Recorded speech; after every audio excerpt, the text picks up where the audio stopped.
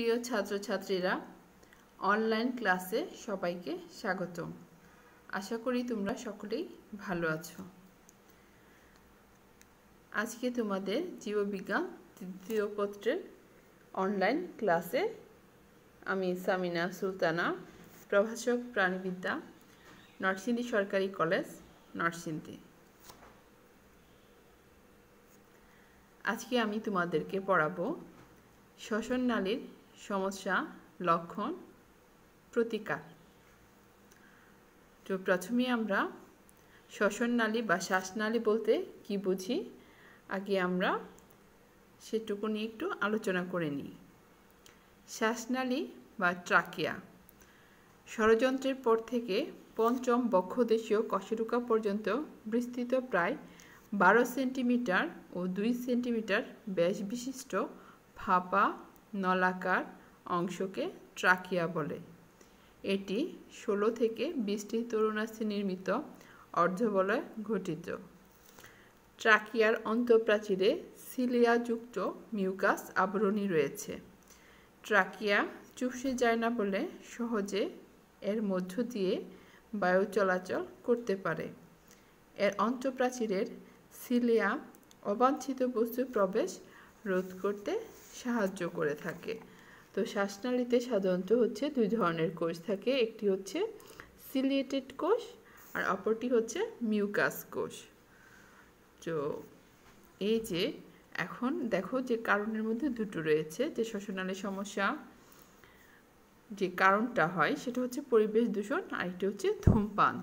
তো পরিবেশ দূষণ বলতে আমরা কি বুঝি?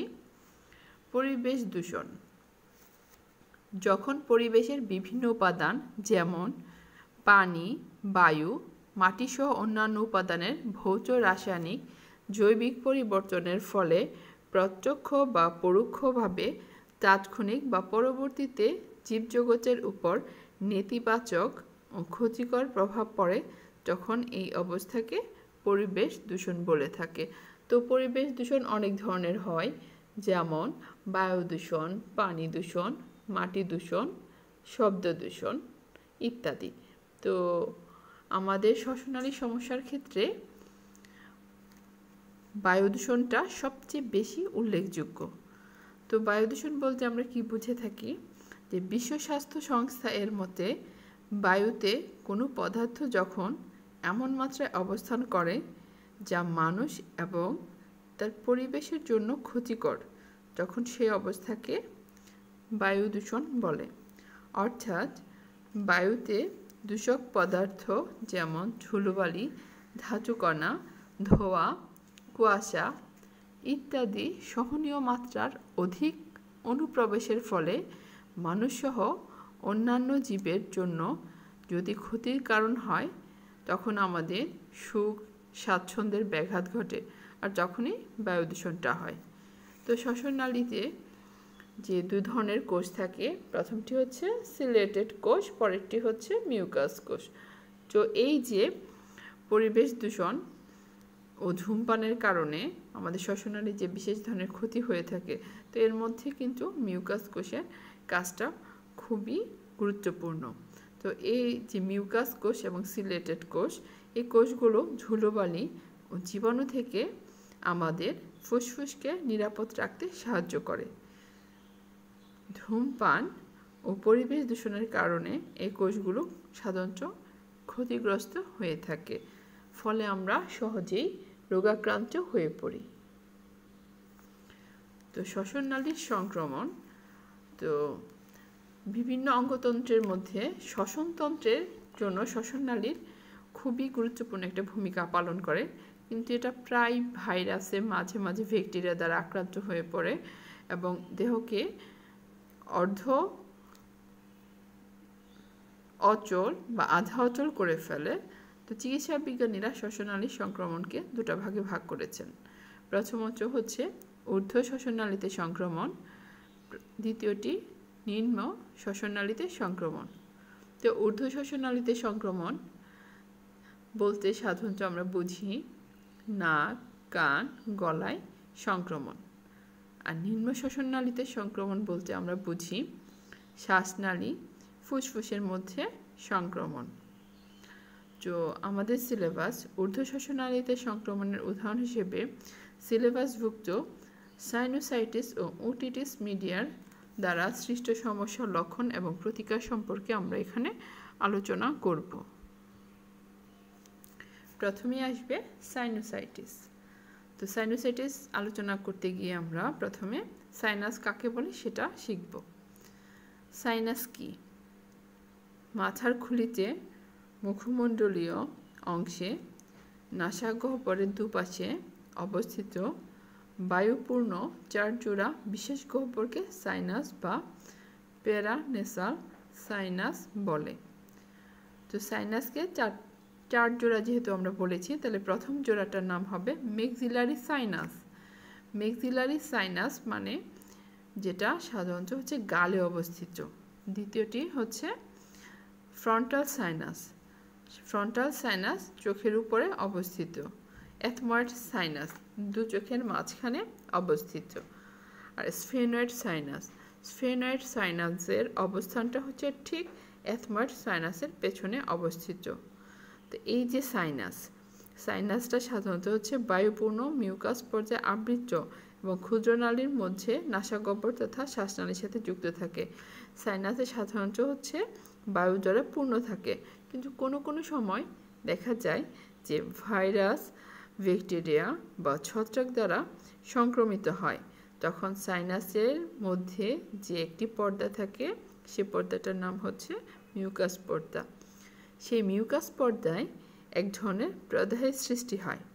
এই যে প্রদাহ, সেটাকে বলা হয় সাইনোসাইটিস। তো সাইনোসাইটিসের ফলে দেখা যায় মাথা ব্যথা, মুখমণ্ডলে ব্যথা, নাক দিয়ে ঘন হলদে বা সবুজাভ তরল ঝরে পড়া, এসব লক্ষণ দেখা যায়। তো সাইনোসাইটিসের সুন্দর যদি আমরা একটা সংজ্ঞা দেখি, তো সংজ্ঞাটাই আমরা বলবো যে ভাইরাস, ব্যাকটেরিয়া, ছত্রাকের সংক্রমণে বা অ্যালার্জিজনিত কারণে সাইনাসের মিউকাস পর্দায় যে প্রদাহের সৃষ্টি হয় তাকে সাইনোসাইটিস বলে।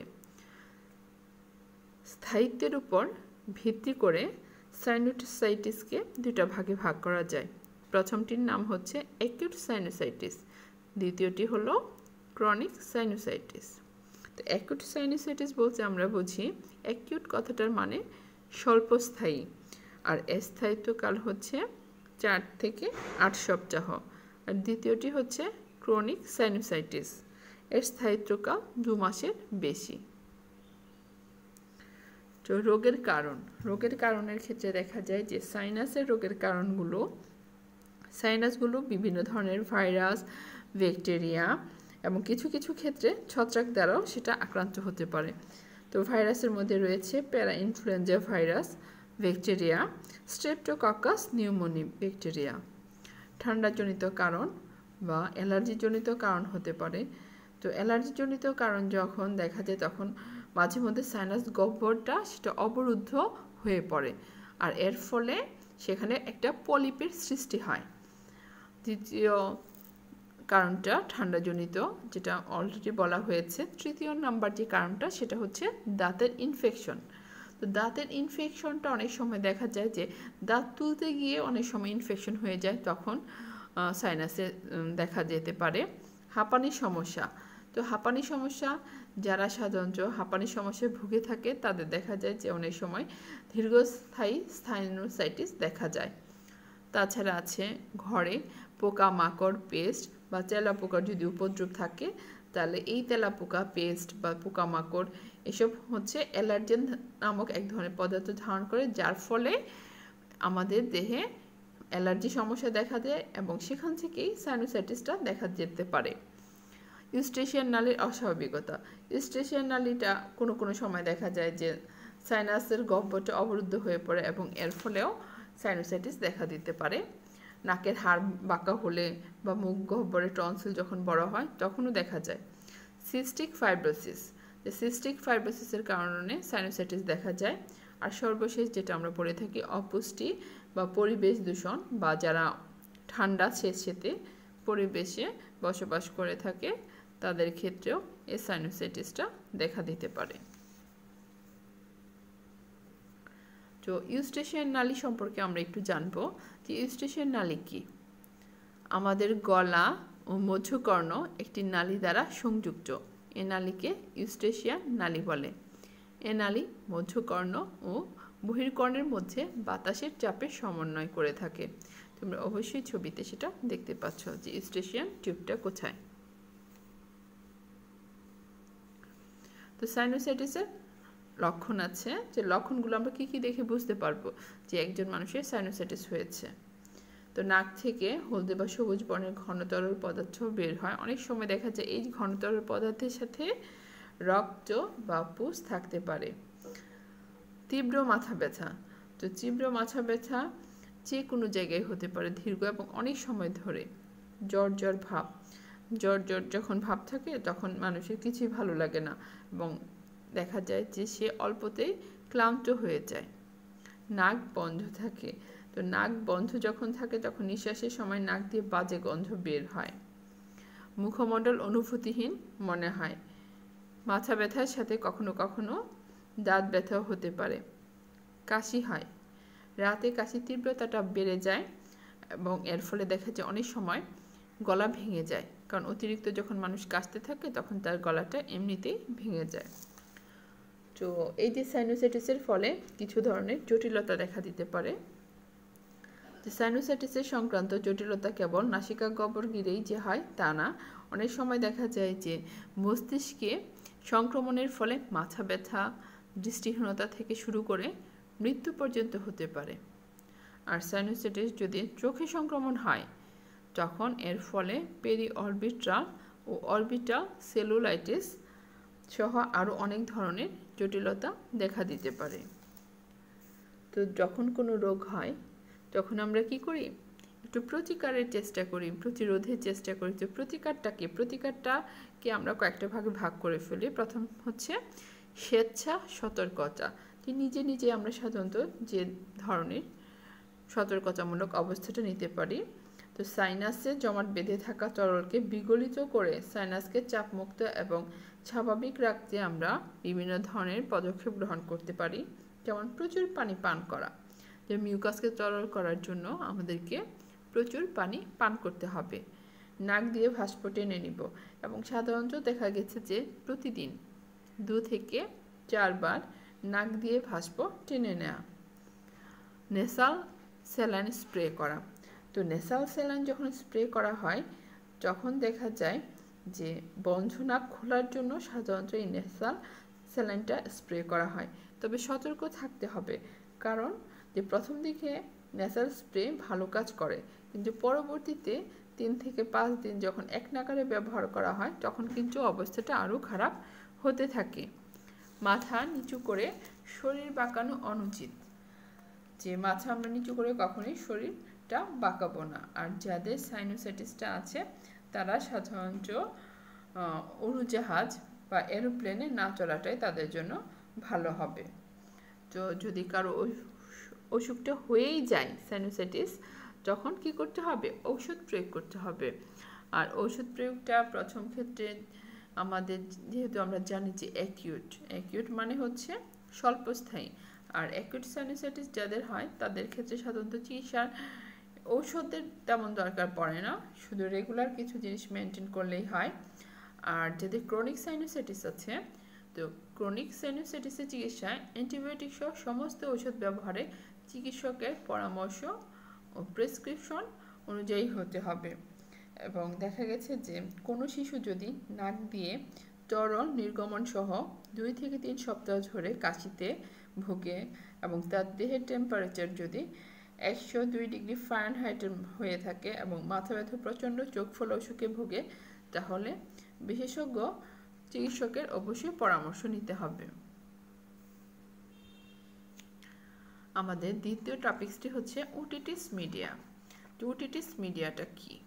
প্রথমে আমরা জানবো যে কানের ভেতরে বা বাইরে যে কোনো অংশে সংক্রমণজনিত প্রদাহকে ওটিটিস বলা হয়, আর কানের মধ্যকর্ণে সংক্রমণজনিত প্রদাহকে বলা হয় ওটিটিস মিডিয়া। তো ওটিটিস মিডিয়াটা সাধারণত, তাহলে আমরা কিভাবে এটাকে সংজ্ঞায়িত করব, যে কানের ভেতরে বা বাইরে যে কোনো অংশে সংক্রমণজনিত প্রদাহকে ওটিটিস বলে। কানের মধ্যকর্ণে সংক্রমণজনিত প্রদাহকে ওটিটিস মিডিয়া বলে। তো আমরা একটা ছবি দেখতে পাচ্ছি, ছবিটাতে দেখা যাচ্ছে যে একটি বাচ্চা তার কান ধরে খুব কান্নাকাটি করছে। তো দেখে আমরা বুঝতে পারছি যে আসলে এই যে বাচ্চা কান্নাকাটি করছে তার মানে ওটিটিস মিডিয়াটা সাধারণত হচ্ছে শিশুদের ক্ষেত্রে বেশি হয়ে থাকে। তো শিশুদের ওটিটিস মিডিয়া সাধারণত 3 ধরনের হয়ে থাকে। একটি হচ্ছে স্বল্পস্থায়ী বা অ্যাকিউট, দ্বিতীয়টি দীর্ঘস্থায়ী বা ক্রনিক, 3 নাম্বারটি হচ্ছে অ্যাডহেসিভ ওটিটিস মিডিয়া। তো স্বল্পস্থায়ী বা অ্যাকিউট ওটিটিস মিডিয়াটা এক্ষেত্রে দেখা গেছে যে ইউস্টেশিয়ান নালীর প্রতিবন্ধকতার কারণে ঊর্ধ্বনালী আক্রান্ত হয় এবং মধ্যকর্ণ ব্যাকটেরিয়া দ্বারা সংক্রমিত হয়। 2 থেকে 4 সপ্তাহের মধ্যে এই রোগটি নিরাময় হয়ে যায়। আর দীর্ঘস্থায়ী বা ক্রনিক ওটিটিস মিডিয়া এক্ষেত্রে 2 থেকে 4 সপ্তাহের মধ্যে রোগ নিরাময় হয় না। অনেক সময় রোগটা দীর্ঘস্থায়ী হয়। এই রোগের কারণে দেখা যায় যে কানের পর্দাটা ছিদ্র হয়ে যায় এবং ছিদ্র হওয়ার ফলে সেখান থেকে পুঁজ বা তরল পদার্থ বেরিয়ে আসে আর শ্রবণ বা কানে শুনতে ব্যাঘাত ঘটে। 3 নাম্বারটি হচ্ছে অ্যাডহেসিভ ওটিটিস মিডিয়া। এই ক্ষেত্রে কানের পর্দা মধ্যকর্ণের কোনো স্থানে বা অস্থির সাথে আটকে যায়, ফলে রোগী বধির হয়ে যায়। তো ওটিটিস মিডিয়ার কতগুলো কারণ আছে, ও কারণগুলো যেমন হচ্ছে বিভিন্ন ধরনের ভাইরাস, ব্যাকটেরিয়া বা ছত্রাক হতে পারে। মধ্যকর্ণের সাথে নাকের যখন সংযোগ স্থল থাকে সেটাকে আমরা কি বলে থাকি? ইউস্টেশিয়ান নালী। ইউস্টেশিয়ান নালী অনেক সময় ফুলে যায়। বাচ্চাদেরকে হচ্ছে মাতৃদুগ্ধ পান না করালে, আর শিশুদের রোগ প্রতিরোধ ক্ষমতা যখন কম থাকে তখনও ওটিটিস মিডিয়া হয় এবং কানে সংক্রমণটা ছড়িয়ে পড়ে। তো ওটিটিস মিডিয়া সাধারণত কাদের বেশি হয় আমাদের তো জানা উচিত, কারণ আমরা ছবিতে দেখেছি যে একটা বাচ্চা কানে হাত দিয়ে সে খুব কান্না করছে। তো ওটিটিস মিডিয়া হওয়ার ঝুঁকি বেশি থাকে 4 মাস থেকে 4 বছর বয়সী শিশুদের। ডে কেয়ার সেন্টারগুলোতে যেখানে হচ্ছে অনেক শিশু একসাথে বেড়ে ওঠে, যেসব শিশুদের নিচু অবস্থানে শুয়ে বোতলে দুধ খাওয়ানো হয়, যেসব শিশুরা ধূমপানযুক্ত এবং বায়ু দূষণপূর্ণ এলাকায় বসবাস করে, আর পরিবারের যদি কারো হয়, অন্য কারো যদি সংক্রমণ থাকে এই ওটিটিস মিডিয়া, তাহলেও শিশুদের ক্ষেত্রে এই রোগটি হয়ে থাকে। রোগের লক্ষণ। তো রোগের লক্ষণ সাধারণত হচ্ছে শিশু এবং বয়স্কদের ক্ষেত্রে প্রায় একই ধরনের, তবে কিছু কিছু ব্যতিক্রম আছে। তো একই ধরনের সাধারণ যে লক্ষণগুলো, যেমন কানে ব্যথা হবে, মাথা ব্যথা হবে, বেশি তাপসহ জ্বর হবে, নাক দিয়ে পানি ঝরবে, খাবারে অরুচি দেখা দিবে, কানে কম শোনা। তো কানে যখন কম শুনে তখন কিন্তু খাবারের রুচি থাকে না, এটা বয়স্কদের একটা মানে বিশেষ একটা বৈশিষ্ট্য, এবং তখন কান ভোঁ ভোঁ করে। আর বাচ্চাদের ক্ষেত্রে দেখা যায় যে বেশি তাপসহ তাদের জ্বর ওঠে প্রায় 104 ডিগ্রি ফারেনহাইট। তো এর ফলে শিশুরা তখন ঘুমোতে পারে না।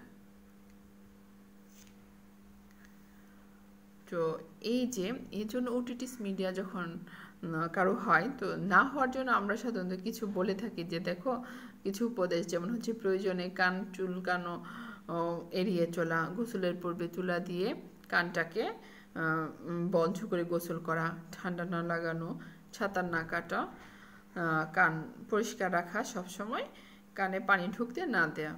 তো এই যে ওটিটিস মিডিয়া যখন হবে, তো এটার ক্ষেত্রে একটা জটিলতা আছে। যে কী ধরনের জটিলতাটা? যে জটিলতাটা দেখা যায় যে কানের পর্দা বা টিম্প্যানিক পর্দায় ছিদ্র হয়ে যাওয়া, ছিদ্র পথে মধ্যকর্ণ থেকে গাঢ় তরল গড়িয়ে পড়ে, কানে কম শুনে। আর কানে যেহেতু বাচ্চারা কম শুনে, তাই সহজে তারা কথা বলা শিখতে পারে না। তো ওটিটিস মিডিয়ার ক্ষেত্রে যে কিছু প্রতিরোধ রয়েছে, যে প্রতিরোধটা প্রথমে হচ্ছে শিশুর আশেপাশে ধূমপান না করা। কারণ কি? কারণ হচ্ছে ধূমপায়ীদের শিশুরা ঠান্ডা ও কানের সংক্রমণে বেশি ভুগে থাকে। 2 নাম্বার, যে কানের সংক্রমণ প্রতিরোধে জন্মের পর থেকে শিশুকে অন্তত 6 মাস মায়ের বুকের দুধ খাওয়ানো, যে বুকের দুধের মধ্যে সাধারণত রোগ প্রতিরোধক উপাদান থাকে। তাছাড়া ধারণা করা হয় যে মায়ের দুধে এমন এক ধরনের উপাদান রয়েছে যা পান করার ফলে শিশুর গলার উপর দিয়ে মিউকাস পর্দা বা ঝিল্লিতে আটকে থাকা ব্যাকটেরিয়াকে নিচের দিকে পাকস্থলীতে নিয়ে আসে, ফলে ব্যাকটেরিয়ার উপর দিকে ইউস্টেশিয়ান নালীতে প্রবেশের সুযোগ পায় না। তো এজন্য হচ্ছে বাচ্চাদেরকে অবশ্যই জন্মের পর 6 মাস বুকের দুধ খাওয়ানো উচিত। যেটা আমরা বলে থাকি। তারপর হচ্ছে কানে পানি প্রবেশ করতে না দেওয়া, যেন কানে পানি প্রবেশ না করে সেদিকে খেয়াল রাখতে হবে। সর্দি হলে চিকিৎসকের পরামর্শ নেওয়া। যে যদি কারো বারবার সর্দি হয় বা নাকে ছিদ্রপথে লাল আভা দেখা যায়, তখন কি করতে হবে? যে ডাক্তারের পরামর্শ নেওয়া। তো গোসলের সময় কানে প্রবেশ যেন পানি না প্রবেশ করতে পারে সেদিকেও খেয়াল রাখতে হবে। এবং শিশুকালে বাচ্চাদেরকে নিউমোকক্কাল কনজুগেট ভ্যাকসিন গ্রহণ করা। এর ফলে বাচ্চাদের ওটিটিস মিডিয়া রোগের বিরুদ্ধে প্রতিরোধ গড়ে তোলা তাদের দেহে গড়ে উঠবে। তো কোনো কারণে যদি রোগটি দেখা দেয়, প্রতিরোধের পরেও যদি দেখা যায়, তখন আমাদের অবশ্যই সেটা প্রতিকার করতে হবে। তো প্রতিকারের ক্ষেত্রে দেখা গেছে যে চিকিৎসকের পরামর্শ মতো অ্যান্টিবায়োটিক গ্রহণ করা, কানে ড্রপ দেয়া, অ্যান্টিহিস্টামিন ব্যবহার করা, ব্যথানাশক ঔষধ দেওয়া। তো ব্যথানাশক ঔষধের ক্ষেত্রে আমরা সাধারণত বলে থাকি যেমন প্যারাসিটামল জাতীয় ঔষধ দেওয়া, মিনারেল অয়েল কানে দেওয়া। তো মিনারেল অয়েলটা অবশ্যই সেটা এমনভাবে গরম করতে হবে সেটা যেন অবশ্যই সহনীয় মাত্রায় হয়ে থাকে। আর কান দিয়ে যখন সবসময় পুঁজ পড়বে, তখন অবশ্যই নাক গলা বিশেষজ্ঞ চিকিৎসকের মাধ্যমে সেটা চিকিৎসা গ্রহণ করতে হবে এবং সেটা অবশ্যই আধুনিক চিকিৎসা গ্রহণ করা। কানের পর্দা ছিদ্র হয়ে গেলে সেখানে মাইরিঙ্গোপ্লাস্টি করা যেতে পারে।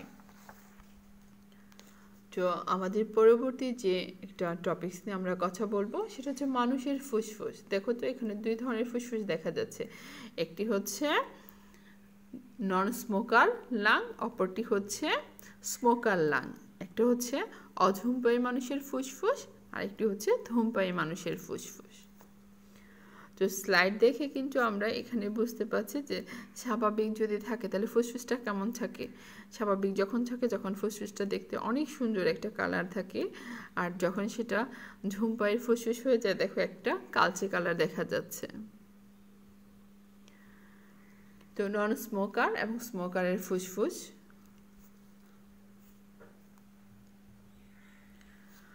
তো এটা নিয়ে এখন আমাদের আলোচনা করার বিষয় যে একটি সিগারেটের শলায় প্রায় 4000 বিভিন্ন ধরনের রাসায়নিক পদার্থ থাকে। তো এই যে ধূমপানের ফলে এগুলো দেহের ভেতরে বিশেষ করে ফুসফুসে প্রবেশ করে এবং দেহকে অসুস্থ করে দেয়। সিগারেটের মধ্যে যে ধরনের রাসায়নিক উপাদান থাকে তার মধ্যে সাধারণত nicotine, arsenic, methane, ammonia, carbon monoxide, hydrogen cyanide ইত্যাদি প্রধান। তো একজন অধূমপায়ী সে যত তাড়াতাড়ি কাজটা করতে পারে, একজন ধূমপায়ী সেই কাজটা ঠিক তত তাড়াতাড়ি করতে পারে এবং তার জন্য কাজ করাটা অনেকটা কষ্টসাধ্য ও সময় সাপেক্ষ হয়ে যায়। তো আমরা হচ্ছে কি এইখানে ধূমপায়ী এবং অধূমপায়ী মানুষের ফুসফুসের যে এক্সরের একটা তুলনা সেটা পড়ব। কোন কোন টপিক্সের উপরে আমরা সেখানে আলোচনা করব। এক্সরে তুলনাটা করার জন্য যেমন প্রথমে এক্সরে ফিল্ম আমরা একটু আগেই দেখেছিলাম, তোমাদের দেখো যে 2টা ছবি দেখিয়েছিলাম, যে 2টা ছবির মধ্যে দেখো যে কি পার্থক্যটা। যে এক্সরে ফিল্মটা দেখলে আমরা সেখানে বুঝতে পারবো যে ধূমপায়ীদের ক্ষেত্রে কোথাও কোনো সাদাটে বা সাদা থাকে, অধূমপায়ীদের ক্ষেত্রে দেখো এটা কালো থাকে। ফুসফুস। তো দ্বিতীয় টপিক্সটা হচ্ছে ফুসফুস। যে ফুসফুসটা দেখে বোঝা যাবে যে চিকিৎসক যখন দেখবে ধূমপায়ী ব্যক্তির ফুসফুস, তখন সেখানে দেখবে যে একটু পানি জমা থাকে, কিন্তু অধূমপায়ীর এক্সরের ফিল্মে সেটা থাকবে না। তারপরে আসে অ্যালভিওলাই। ধূমপায়ীদের ফুসফুসের এক্সরের ফিল্মে অ্যালভিওলাইয়ের সুষম স্বচ্ছতা দেখা যায় না, কিন্তু অধূমপায়ীদের ক্ষেত্রে সুষম স্বচ্ছতা দেখা যায়। তাছাড়া হচ্ছে দেখা যায় যে ধূমপানের ফলে অ্যালভিওলাই নষ্ট হয়ে যায় এবং কালচে বর্ণ ধারণ করে, কখনোই এগুলো আর পুনর্জন্মগ্রহণ করে না। তারপরে আসে 4 নম্বর টপিক সিলিয়া। যে ফুসফুসের অন্তঃপ্রাচীর জুড়ে চুলের মতন সিলিয়া থাকে। ধূমপায়ীদের সিলিয়া অবশ হয়ে পড়ে, ফলে ধূলিকণা ভেতরে জমা হয়, আর অধূমপায়ীদের ক্ষেত্রে এটি ঘটে না, ফলে ফুসফুস ধূলিকণা মুক্ত থাকে। তার 5 নম্বর টপিকস হচ্ছে প্রাচীর। যে এক্সরের ফিল্মে যখন ধূমপায়ীর ফুসফুস অ্যালভিওলাসের প্রাচীর পাতলা ও দুর্বল দেখায়, কিন্তু অধূমপায়ীদের ক্ষেত্রে এই দুটির অংশের প্রাচীর স্বাভাবিক, পুরু ও সবল। এখন আমরা নতুন একটা শব্দ শিখব, সেটা হচ্ছে এমফাইসেমা, সিগারেটের ধোঁয়ায় অ্যালভিওলাসের প্রাচীরে যে ক্ষতি হয় যার ফলে অ্যালভিওলাস আয়তনে বেড়ে যায় এবং কোনো কোনো স্থান ফেটে ফুসফুস বাঁকা স্থান সৃষ্টি করে, এগুলোকে এমফাইসেমা বলে। তো ধূমপায়ীদের এক্স-রে ফিল্মে এমফাইসেমার চিহ্ন দেখা যায় না, কিন্তু অধূমপায়ীদের এক্স-রে ফিল্মে এগুলো অনুপস্থিত। যে তাহলে কি হলো, যে এমফাইসেমাটা হচ্ছে ধূমপায়ীদের এক্স-রে ফিল্মে দেখা যায়, আর ধূমপায়ীদের এই এমফাইসেমাটা দেখা যায় না। 7 নম্বর টপিকস হচ্ছে ব্রঙ্কিউল। ধূমপায়ীর এক্স-রে ফিল্মে ব্রঙ্কিউলের মিউকাস গ্রন্থিগুলোতে বর্ধিত স্ফীতি দেখা যায়। অধূমপায়ীর এক্স-রে ফিল্মে গ্রন্থিগুলোর গঠন স্বাভাবিক দেখায়। 8 নম্বর টপিকস টিউমার। যে ধূমপায়ীদের ফুসফুসের এক্স-রে ফিল্মে অনেক সময় ক্ষুদ্র ক্ষুদ্র টিউমার দেখা যায়, কিন্তু অধূমপায়ী যাদের তাদের ক্ষেত্রে এই টিউমারটা দেখা যায় না। এবং সর্বশেষ যেটা আমাদের জন্য খুবই জানা উচিত, যে যেমন ক্যান্সার কোষ। ধূমপায়ীদের ফুসফুসের এক্স-রে ফিল্মে অনেক সময় ক্যান্সার সৃষ্টিকারী কোষের চিহ্ন দেখা যায়, অর্থাৎ কোথাও কোথাও সাদা ঘন জায়গা পরিলক্ষিত হয়। অধূমপায়ীদের এক্স-রে ফিল্মে সাধারণত ক্যান্সার সৃষ্টিকারী কোনো ধরনের কোষের চিহ্ন দেখা যায় না। তো আমাদের হচ্ছে এই যে ধূমপায়ী এবং অধূমপায়ী মানুষের ফুসফুসের যে এক্স-রে তুলনাটা, সেটা আমরা দেখলাম এবং সেটা তোমাদের জন্য খুবই জানা উচিত। পরবর্তীতে আমরা আরেকটি টপিকস নিয়ে কথা বলবো, সেটা হচ্ছে কৃত্রিম শ্বাস প্রশ্বাস। যে কৃত্রিম শ্বাস প্রশ্বাস বলতে আমরা সাধারণত কি বুঝে থাকি, যে কৃত্রিম শ্বাস প্রশ্বাস কি? যে পানিতে ডোবা, বৈদ্যুতিক আঘাত, কার্বন মনোক্সাইডের বিষক্রিয়া ইত্যাদির কারণে শ্বাসক্রিয়ার ব্যাঘাত সৃষ্টি হলে যে বিশেষ কৌশলে কৃত্রিমভাবে ফুসফুসে বাতাস সরবরাহ করে গ্যাস বিনিময় ঘটানোর মাধ্যমে শ্বসন প্রক্রিয়া চালু রাখা হয় তাকে কৃত্রিম শ্বাস প্রশ্বাস বলে। তো কৃত্রিম শ্বাস প্রশ্বাসটা সাধারণত আমরা কখন সাধারণত ব্যবহার করে থাকি, যে আমাদের জানতে হবে। এইখানে আমাদের পড়ার যে টপিকসটা সেটা হচ্ছে যে কৃত্রিম শ্বাস প্রশ্বাস। কোনো কারণে কারো শ্বাস প্রশ্বাস বন্ধ হয়ে গেলে এমন জরুরি পরিস্থিতিতে যে ব্যক্তির মুখ বা নাক দিয়ে যান্ত্রিক বা কায়িক ছন্দময় প্রক্রিয়ায় বাতাস অভ্যন্তরে প্রবেশ করে দিয়ে পুনরায় শ্বাস প্রশ্বাস গ্রহণ ও ত্যাগে সক্ষম করে তুলে ভুক্তভোগী ব্যক্তিকে বাঁচিয়ে তোলাই হচ্ছে কৃত্রিম শ্বাস প্রশ্বাসের উদ্দেশ্য। আমরা কিন্তু এখন বেশিরভাগই কৃত্রিম শ্বাস প্রশ্বাসের কথা শুনে থাকছি, কারণ হচ্ছে এখন করোনা ভাইরাস নিয়ে যেটা আমরা কথা বলছি, যে এখানে কিন্তু কৃত্রিম শ্বাস প্রশ্বাসটা খুবই গুরুত্বপূর্ণ একটা টপিকস। যে কোনো জায়গায় যেমন বিপদ আপদ যে কোনো সময় হতে পারে, তো এর জন্য কিছু প্রাথমিক চিকিৎসা আমাদের সবাইকে অবশ্যই জানতে হবে। কোনো দুঃসময় বা দুর্গম স্থানে কারো শ্বাস প্রশ্বাস বন্ধ হয়ে যেতে পারে, সেটা হাসপাতালে হোক বা অ্যাম্বুলেন্সে হোক বা এয়ার অ্যাম্বুলেন্সে হোক, তখন দেখা যায় যে কৃত্রিম শ্বাস প্রশ্বাস সেখানে কিন্তু অবশ্যই থাকে এবং ব্যক্তিকে বাঁচিয়ে তুলতে সাহায্য করে। তো মাঝে মধ্যে দেখা যায় যে আমরা যখন কারোর সাথে চলি বা কোথাও যাই, আমাদের প্রাথমিক যে স্বাস্থ্যসেবা সেটা জানা থাকাটা খুবই দরকার। তো প্রাথমিক স্বাস্থ্যসেবা জানার জন্য আমাদের কতগুলো ধাপ আছে, যেমন কৃত্রিম শ্বাস প্রশ্বাসের ক্ষেত্রে যে মুখ হতে মুখের সাহায্যে কিভাবে আমরা কৃত্রিম শ্বাস প্রশ্বাসটা দিব। তো এটা হচ্ছে আমাদের প্রাথমিক একটি স্বাস্থ্য সেবারে জানা উচিত, যে সময় মতো সাহায্য যদি পায় তাহলে একটা মানুষ অবশ্যই তার জীবনটা ফিরে পায়। তো পানিতে যখন ডুবে যায় কেউ বা কোনো কারণে অক্সিজেনের অভাব যখন দেখা দেয় বা বৈদ্যুতিক শক পায়, বিষ পান করে ফেলে, তখন দেখা যায় যে শ্বাস প্রশ্বাসটা বন্ধ হয়ে যেতে পারে। সে কারণেই শিশু বা কিশোরদেরকে বাঁচানোর জন্য আমাদের মুখ থেকে মুখে কিভাবে শ্বাস প্রশ্বাস দিতে হবে সেই বিষয়টা আমাদের অবশ্যই জানা উচিত। যে এটাকে আমরা সাধারণত কয়েকটা ধাপে ভাগ করে থাকি। যে প্রথম ধাপটা সাধারণত হচ্ছে কি করতে হবে, যে তাকে যে চিৎকার করে কাউকে ডাকলে অ্যাম্বুলেন্স বা ডাক্তার আসার অনুরোধ করতে হবে। এটাই আমরা প্রথম করে থাকি, যে কাউকে ডাকি সাহায্যের জন্য, নিজের সাহায্যের জন্য। ধাপ দ্বিতীয়টা, বা সেটা যদি শিশু হয় তাহলে শিশুর জিভটা সামনের দিকে টেনে দেখতে হবে এবং মুখ চালু গলায় কিছু আটকে আছে কিনা সেটা আগে দেখতে হবে।